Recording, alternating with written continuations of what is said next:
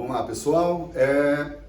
A gente chegou até o ponto do saber gastar dinheiro com aquelas planilhas, do preciso, do posso. Agora a gente vai falar do saber guardar dinheiro.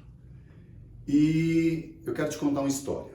Estava lá um dia em casa, pós-falência, o caos. E eu estava, na verdade, na casa do meu pai. Eu estava morando num outro apartamentinho que eu peguei emprestado de um amigo e estava na casa do meu pai esse dia. Estava lá pra dentro, quando a campainha toca, volta meu pai meio assim atribulado e falou que o oficial de justiça estava lá. Aí lá vou eu conversar com o oficial de justiça e o resultado, ele estava penhorando a casa do meu pai, porque meu pai era o meu fiador no aluguel da escola que eu tinha. Então naquele dia a família ficou muito ruim. Peguei um ônibus, fui até a empresa do dono do prédio que eu alugava. Cheguei lá por volta das 9 e pouco da manhã, 10 horas. Fiquei ali esperando ele me atender. Ao longo do dia ele falou que me atenderia. Quando foi mais no final da tarde, ele me atendeu. Fiquei ali sentado. Quando ele me atendeu, ele virou para mim e falou assim: o que você precisa? Seus negócios não deram muito certo não, né? Eu falei: não, eu perdi tudo que eu tinha. E ele falou assim: o que você precisa? Eu falei: eu queria pedir para o senhor duas coisas. Ele: pode falar. Eu falei: olha, a primeira, eu queria que o senhor tivesse misericórdia de mim, porque eu não tenho condição de pagar o senhor, eu não estou enrolando as pessoas, eu realmente quebrei de não ter um centavo no bolso. E eu não acho justo meu pai pagar por mim e perder a única coisa que ele tem, que é a casa dele. Ele ficou me olhando, ele pegou o telefone, ligou na imobiliária e falou assim: olha, a dívida do Marcos lá da escola está perdoada. Não perturbem mais o pai dele. Então isso foi uma lição para mim, de que quando você quer algo, você tem que aprender a pedir, porque muitas vezes você não tem força para fazer sozinho. E muitas pessoas às vezes querem sair até desse mundo do endividamento e não têm coragem de pedir ajuda, porque acham vergonhoso isso. E não é vergonha nenhuma. A gente passou por um processo na vida e por muitas vezes falta de conhecimento, a gente entrou nesse mundo pesado e agora não sabe a saída. Então, peça, porque eu te garanto, tem como sair. Porque tem um monte de gente andando comigo que está saindo, você também vai sair. Então, vamos junto. E aí ele falou assim: o que mais? Eu falei: olha, eu queria que o senhor me ensinasse uma coisa. Ele falou: fala. Eu queria saber como é que o senhor ficou rico. Aí ele começou a rir. Como eu fiquei rico, E na época ele era um cara muito bem financeiramente. Ele olhou para mim e falou assim: olha, eu vou te falar o que eu fiz para ficar rico, mas é tão simples, que você não vai acreditar. E se você não vai acreditar, você não vai pôr em prática. E se você não vai pôr em prática, não vai mudar as coisas para você. E eu já vi muita gente que eu tentei ajudar que nunca foram para frente, porque simplesmente não acredita em coisas simples. Eu fiquei olhando para ele, ele virou para mim e falou assim: olha, a vida toda eu vivi 30% abaixo do que eu podia. Lição. Ele estava me dizendo que ele viveu 30% abaixo do que ele vivia. Se despediu de mim, muito ocupado, me mandou embora, eu fui embora. Fui pegar o ônibus e tô lá pensando: caramba, ele não quis me contar o segredo dele. Olha só. Entrei, sentei, tô ali pensando. Ele não quis, ele não foi gente boa comigo. Olha só que porcaria de cabeça. O cara tinha acabado de perdoar uma dívida cara, porque os aluguéis eram caros, eu devia muitos. Me deu uma dica que eu pedi e eu estava duvidando que aquilo funcionasse. Aí eu, balancei a cabeça e falei: tá bom. A partir daquele dia, tudo que foi acontecendo de dinheiro para mim e demorou, 30% de tudo que eu ganhava, eu estocava. Agora presta atenção.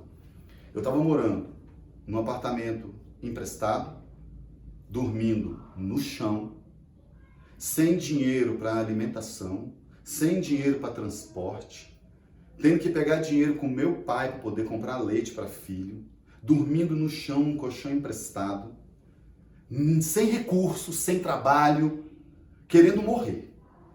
E a pessoa me fala que eu vou ter que viver abaixo de coisas que eu já nem podia mais. Eu não tinha como tirar 30% das coisas, mas eu resolvi fazer. E a partir daquele dia, eu comecei realmente a tirar 30% de tudo que entrava, que não entrava no começo. E quando foi entrando, eu fiz isso. E fiz isso ao longo de vários anos. Vários e vários anos. Eu quero te dizer que, depois de algum tempo, as coisas clareiam de tal maneira que você não acredita. Eu não estou te falando neste momento para guardar 30%. Eu estou te falando nesse momento para entender como eu comecei a guardar meus 30%. Eu espero que a sua história pessoal não seja pior do que a que eu vivi. Com oficial de justiça na porta, sem dinheiro para nada, endividado em milhão. E mesmo nesse caos, eu comecei a fazer. Não estou falando que você vai ter que guardar esses 30 agora, mas vamos devagar. Agora o problema é, por que é que as pessoas não guardam dinheiro? Por que é que as pessoas não fazem? Porque eu já ouvi várias vezes no passado que eu tinha que guardar, que eu tinha que guardar, que eu tinha que guardar, e no final eu não fazia nada disso. Aí o questionamento é, por que que as pessoas, mesmo sabendo lá de trás que tem que guardar, não guardam? O que que trava as pessoas que não guardam? Então eu aprendi que ou você arruma um motivo sólido para guardar, ou você não vai guardar. Veja o meu caso, endividado, quebrado e com um desafio, sem trabalho e com um desafio extra de guardar 30%. Eu botei isso na minha cabeça. Lógico, não foi simples. Primeiro eu tive que entender, não o porquê, mas para que eu queria guardar. Então, quando eu vejo o para quê, deixei aqui, para que serve guardar dinheiro? Porque muita gente que eu falo para guardar dinheiro vem com aquela história, guarda para quê? E se eu morrer? Vou fazer o quê? Vou guardar dinheiro para quê? Para ficar por aí? Não, eu vou estourar. Está endividado. Então, eu procurei esses motivos do para que guardar dinheiro para que a gente tenha uma vontade de fazer. Então, o primeiro motivo para guardar dinheiro, proteção da sua família. Veja o que está acontecendo nessa pandemia de coronavírus. Quem não tem isso aqui guardado, e eu conheço vários, estão em casa, as pessoas estão em casa, em pânico e muitas vezes sem ter o que comer dentro de casa.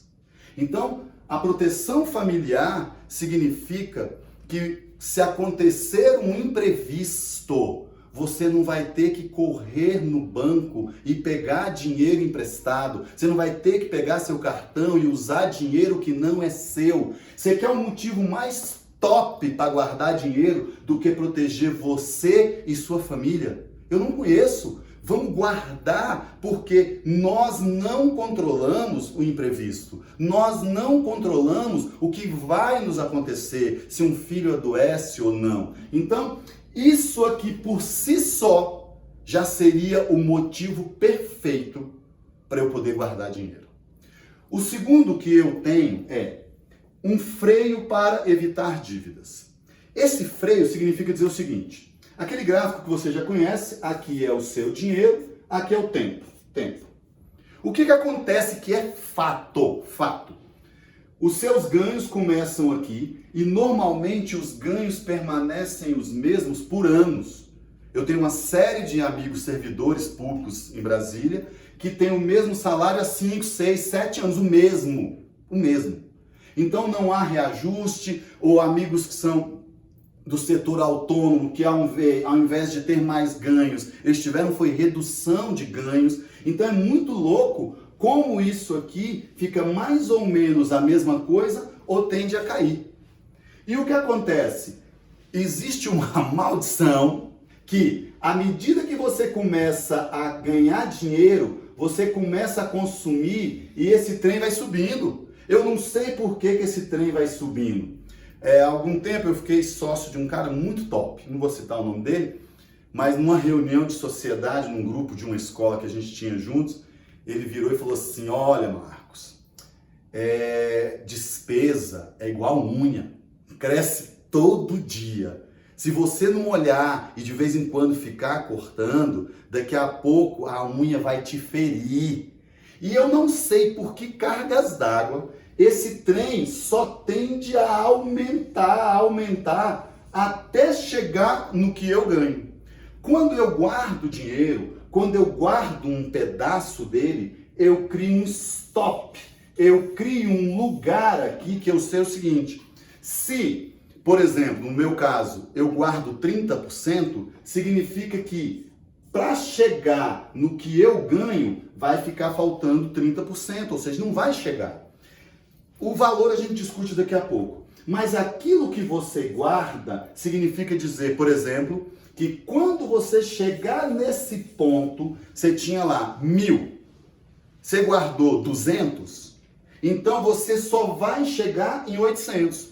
Quando chegar em 800, você vai parar, você vai ficar quieto e isso vai te dar um freio grande para não chegar no empate de ganho com despesa. Então, quando você chegar nesse ponto, parou. Então, isso te dá um freio maravilhoso para conter o seu ímpeto de gastar mais, empatar ganhos com a sua receita e daí para frente, a hora que empata, perde.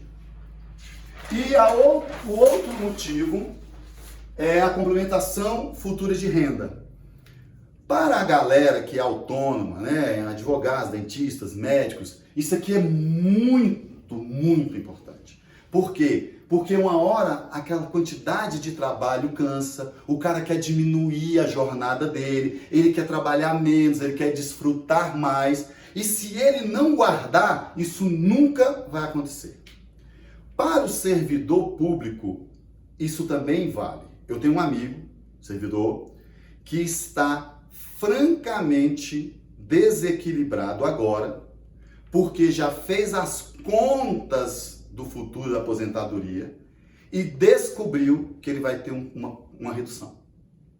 E que aquilo vai impactar direto na vida dele. E que ele não construiu reservas. Então ele já está entrando em parafuso, olha só, faltando aí uns 10 anos para frente. Ele já está mal, porque ele já percebeu que a coisa vai complicar e ele não tem reserva nenhuma. Então isso protege as pessoas de lá na frente, quando a renda cair, eu tenho um estoque para manter a qualidade da minha vida.